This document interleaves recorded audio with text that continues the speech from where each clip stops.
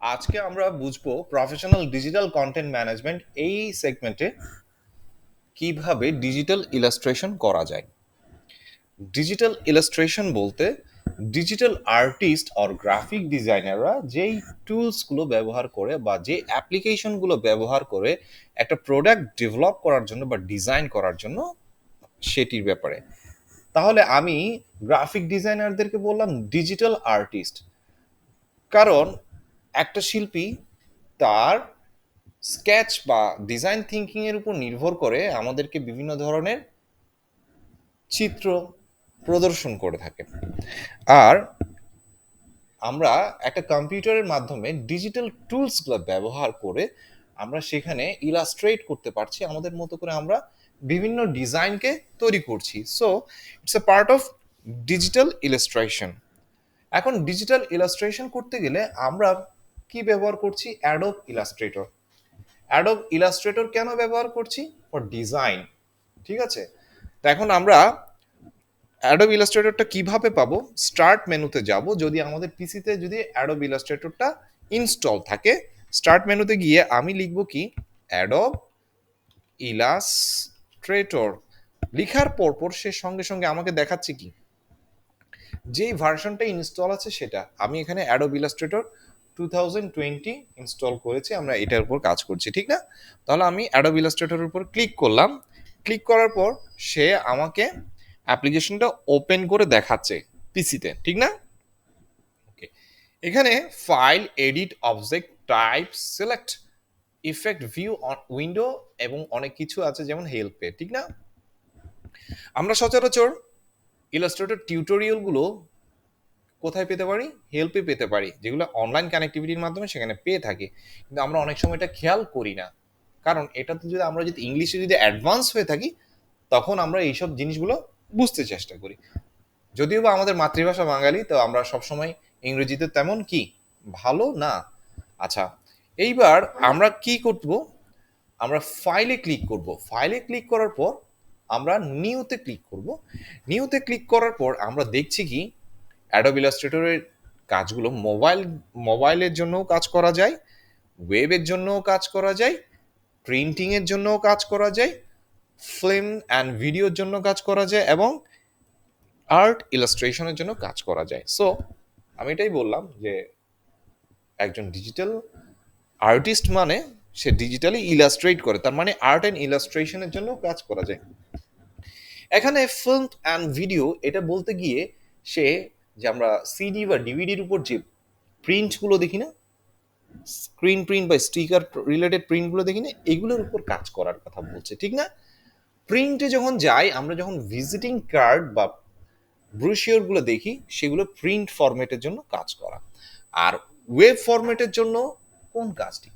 আমরা যারা digital marketing করে থাকি তারা সাধারণত ফেসবুক, টুইটার, লিঙ্কডইন, ইনস্টাগ্রাম এইসবের জন্য আমরা বিভিন্ন ধরনের ডিজিটাল কন্টেন্ট বানিয়ে থাকি। তখন আমরা অ্যাডোব ইলাস্ট্রেটরটা ব্যবহার করব ওয়েব ফরম্যাটের জন্য। আর যখন আমরা মোবাইলের জন্য যখন কোনো কিছু তৈরি করব, তখন আমরা মোবাইলের এই বিষয়টা, এখানে প্রতিটা ফরম্যাট চুজ করার সাথে সাথে কালার কম্বিনেশনগুলো কি হয়, চেঞ্জ হয়ে যায় ভেতরে ভেতরে, ঠিক না?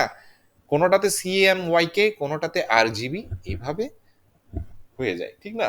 তো এখন আমরা কাজ করব কিসে? ওয়েব ফরম্যাটে। মানে আমরা প্রতিটা ডিজাইন তৈরি করব কিসে? ওয়েব ফরম্যাটে, যেহেতু আমরা ডিজিটাল কন্টেন্টগুলো তৈরি করছি for internet or digital platform, ঠিক আছে? তো এবার আমরা সচরাচর একটা ফেসবুকের প্রোফাইল পিকচারের সাইজ হচ্ছে 500 বাই 500, ঠিক আছে? 500 বাই 500 হয়ে থাকে। এবার আমি ক্রিয়েটে ক্লিক করলাম। ক্রিয়েটে ক্লিক করার পর এখানে একটা হোয়াইট স্ক্রিন দেখছেন না, এটিকে অ্যাডোব ইলাস্ট্রেটরের ভাষায় বলা হয় আর্ট বোর্ড। এটিকে অ্যাডোব ইলাস্ট্রেটরের ভাষায় বলা হয় আর্ট বোর্ড, যেখানে আপনি আঁকবেন, ইলাস্ট্রেট করবেন, ঠিক আছে না? এখন বাম পাশে আমি কিছু সাইন দেখতে পাচ্ছি, এটাকে বলা হয় সিলেকশন টুল, এটাকে বলা হয় ডিরেক্ট সিলেকশন টুল, এটিকে বলা হয় ম্যাজিক ওয়ান টুল, এটিকে বলা হয় ল্যাসো টুল, আর এটিকে বলা হয় প্যান টুল। একজন ডিজিটাল আর্টিস্ট প্যান টুলের মাধ্যমে অনেক কাজ করে থাকেন এবং মাউস কন্ট্রোল থেকে শুরু করে বিভিন্ন শেপ ক্লোনিং এর জন্য এই প্যান টুল অনেক ইম্পর্টেন্ট বিষয় একজন গ্রাফিক ডিজাইনার অর ডিজিটাল আর্টিস্টের জন্য। ওকে, তারপর আছে কার্ভেচার টুল। এটা একটা নতুন টুল, ঠিক আছে। এটা তারপর হচ্ছে কি টাইপ টুল, যেটার মাধ্যমে আমরা লিখে থাকি। এরপর হচ্ছে লাইন সেগমেন্ট টুল। এরপর আসতেছে কি রেক্টেঙ্গেল টুল।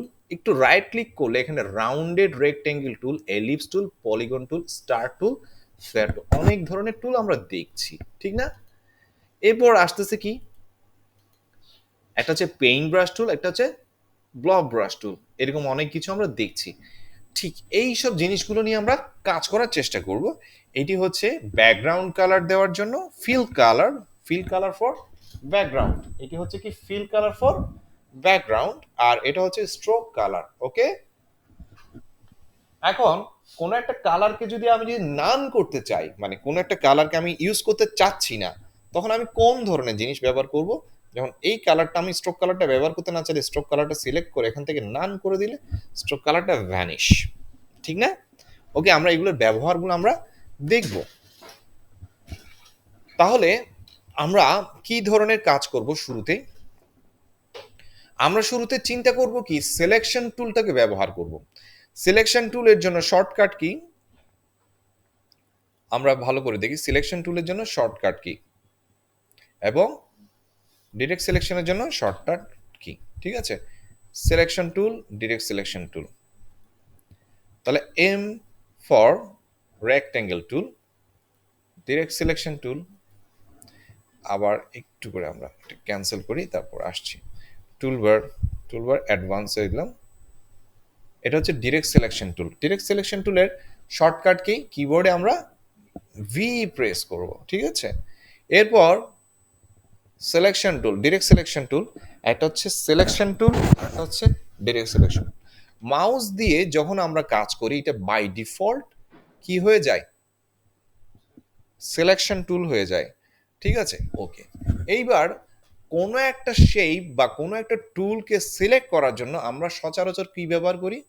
সিলেকশন টুল ব্যবহার করি, যেটা মাউসের মাধ্যমে সিলেক্ট করার জন্য। একটা খেয়াল করে দেখেন, আমি যদি এই মুহূর্তে টাইপ টুলটা ব্যবহার করতে চাই, তাহলে আমাকে এই সিলেকশন টুলের মাধ্যমে কি করতে হচ্ছে? টাইপ টুলটা ব্যবহার করতে হচ্ছে, রাইট। আমি যদি ডিরেক্ট সিলেকশন টুল ব্যবহার করতে চাই, এই এখানে এসে ডিরেক্ট সিলেকশন টুলকে আমি সিলেকশন করলাম। আমি যদি ম্যাজিক ওয়ান টুলকে ব্যবহার করতে চাইতাম, তাহলে আমি মাউস দিয়ে এটাকে সিলেকশন করতে হতো, অথবা আমাকে শর্টকাট কি ওয়াই প্রেস করতে হতো, ঠিক না। তাহলে প্রতিটা জিনিসের একটা একটা আলাদা শর্টকাট আছে।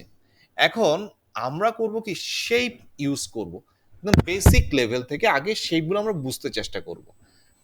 এখানে একটা রেক্টেঙ্গেল টুল আছে না, এই রেক্টেঙ্গেল টুল এবং এলিপস টুল, এই দুটো টুলের সমন্বয় করে আমরা একটা শেপ ড্র করব। ওকে, দুটো টুলের সমন্বয় করব। ফার্স্ট আমরা কি করলাম? রেক্টেঙ্গেল টুলটাকে ব্যবহার করলাম, ঠিক আছে। রেক্টেঙ্গেল টুলটা ব্যবহার করবো কিভাবে আবার দেখাচ্ছি। রেক্টেঙ্গেল টুলটা সিলেকশন করলাম, সিলেকশন করার পর মাউস দিয়ে লেফট বাটনটা চেপে ধরলাম, চেপে ধরে একটা শেপ কি করলাম? ড্র করলাম। মাউস দিয়ে আমরা যতই ঘুরাবো ততই বড় শেপ তৈরি হবে, ঠিক না। যত এদিকে টানবো তত, আবার যত এইদিকে করবো স্কোয়ার শেপ হবে, ঠিক না। তাহলে আমরা একটা এইরকম একটা শেপ নিলাম, ঠিক আছে। শেপ নেওয়ার পর আমি চাচ্ছি এখানে কালার দিব, তাহলে আমি কোথায় যাব? এই যে এখানে ফিল কালার আছে না, ফিল কালার আছে না, সেই ফিল কালারে আমি কি করব? এটা ক্লিক করব। ক্লিক করার পর আবার দুটো ক্লিক করলাম, দুটো ক্লিক করার পর এখানে কালার উইন্ডোটা চলে আসলো না। কালার উইন্ডো চলে আসার পর আমি বললাম আমি এটাকে গ্রিন করব, গ্রিন করলাম। এবার আমি ওকে দিলাম, ঠিক না। বের হয়ে আসলাম। এরপর আমি চিন্তা করলাম কি এটার ভেতরে আমি একটা এলিপস টুল বা রাউন্ডেড শেপ আনবো, ঠিক না। তাহলে অথবা সার্কেল শেপ আনবো। এলিপস টুলে আমি কি করলাম, কিভাবে যাবো এলিপস টুলে? এই রেক্টেঙ্গেল টুলের উপর রাইট ক্লিক করলাম মাউসের, ঠিক আছে। রাইট ক্লিক করার পর এলিপস টুলটা আছে না, এলিপস টুলটা নিলাম। যদিও এখানে অনেক বেসিক ইউজার আছে, আবার অনেক অ্যাডভান্স ইউজার আছে, কিন্তু আমরা কোর্সের অনুসারে আমরা প্রথম বেসিক থেকেই শুরু করব, ঠিক আছে। এইবার এই এলিপস টুলটাকে নিয়ে আমরা কি করলাম? মাউসে লেফট বাটনটা ক্লিক করলাম। ক্লিক করার পর আমরা এবার এটিকে শেপ ড্র করছি, ঠিক না। শেপ ড্র করছি, শেপ ড্র করার পর এবার কি হলো, একটা শেপ আসলো না। এবার আমি করলাম কি, এখানে যে ব্যাকগ্রাউন্ড কালারটা আছে না, ফিল কালারটা আছে না, ফিল কালারটাকে বললাম আমি রেড করব, ঠিক না, রেড করব। তাহলে রেড করতে গিয়ে আমি রেডটাকে সিলেকশন করলাম, ঠিক আছে, দেন ওকে। এখন রেড করলাম, বেশ ভালো। আমি এই সিলেকশন টুলটা দিয়ে বাইরে ক্লিক করে অপারেশনটা এন্ড করলাম। এখন কথা হচ্ছে, এখানে একটা হোয়াইট স্ট্রোক চলে আসছে না বাইরে, আমি হোয়াইট স্ট্রোকটা কিভাবে রিমুভ করব, এখানে এসে সিলেকশন করলাম। সিলেকশন করার পর এটা হচ্ছে ফিল কালার, আর হোয়াইটটা হয়ে গেছে কি এখানে স্ট্রোক কালার, ঠিক না।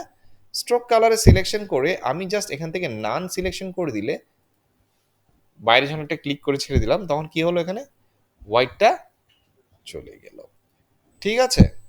তাহলে আমি এই একটা শেপ তৈরি করে আমাদের ন্যাশনাল ফ্ল্যাগটা আমরা কি করলাম, তৈরি করে নিলাম, ঠিক আছে না। তাহলে আমি এখানে কয়টা টুল ব্যবহার করলাম, রেক্টেঙ্গেল টুল অ্যান্ড এলিপস টুল, দুটো টুল ব্যবহার করলাম, রাইট। এই দুটো টুল ব্যবহার করার পর আমি চিন্তা করলাম কি, এই ফ্ল্যাগটাকে আমি একটু ছোট করব, ঠিক না, একটু ছোট করব। তাহলে বাইরে গিয়ে মাউসের লেফট বাটনটা ক্লিক করে এনে এভাবে টেনে ধরলাম, সিলেক্ট হয়ে গেল না টোটাল। এরপর কিবোর্ডে শিফট কি আছে না, শিফট কিটা চেপে ধরলাম, চেপে ধরার পর মাউসটাকে কোনো একটা জায়গায় নিয়ে আসলাম। এবার নিচের দিকে টানলে সমস্ত শেপগুলোর ইকুয়াল ফরম্যাট রেখে শেপটা চেঞ্জ হলো না, চেঞ্জ হলো। এখন আমার আমার থেকে ইচ্ছা হচ্ছে কি, একটা ফ্ল্যাগ না, আমি অনেকগুলো ফ্ল্যাগ তৈরি করব, ঠিক আছে। এখন আমরা তো সচরাচর জানি কপি পেস্ট করলে হয়ে যায়, ঠিক না, কিন্তু আমরা অ্যাডোব ইলাস্ট্রেটরে কোন কমান্ডটা ব্যবহার করব, একটা শেপ ড্র করার পর এটাকে আবার কপি করার জন্য, ঠিক আছে। কিভাবে করব, সেম এইটাকে আমরা মাউসের লেফট বাটন ক্লিক করে কি করলাম, সিলেক্ট করে নিলাম, ঠিক না। কিবোর্ডের অল্টার কি আছে না, কিবোর্ডের অল্টার কিটা চেপে ধরবো, চেপে ধরার পর মাউস দিয়ে এই শেপটা আছে না, শেপটাকে সিলেক্ট করব, সিলেক্ট করে একটা টান দিব, একটা শেপ ক্লোন হয়েছে। আরেকটা টান দিলে, মানে যেখানে যেখানে সিলেকশন এরিয়া আছে সেটাকে, ঠিক আছে, এটাকে আর সিলেকশন হয় নাই, এটা কপি হওয়ার পর পরবর্তীটাতে সিলেকশনটা কাজ করছে না। এখন এইটাকে যখন সিলেক্ট করে এখন টান দিলাম, তখন সিলেকশনটা এখানে আসছে না। এইভাবে এটাকে একটা টান দিলাম, তখন সিলেকশনটা এভাবে আসছে। এভাবে করলাম, তাহলে আমি অনেকগুলো কাজ একসাথে করে নিতে পারলাম না। তাহলে একটা শেপ ড্র করা শিখলাম, সাথে শেপ কপি করা শিখলাম, দুটো কাজ শিখলাম। ঠিক এইভাবে আপনারা বেসিক স্টেজে আজকে প্রথম কাজটা করবেন। ওকে, থ্যাংক ইউ।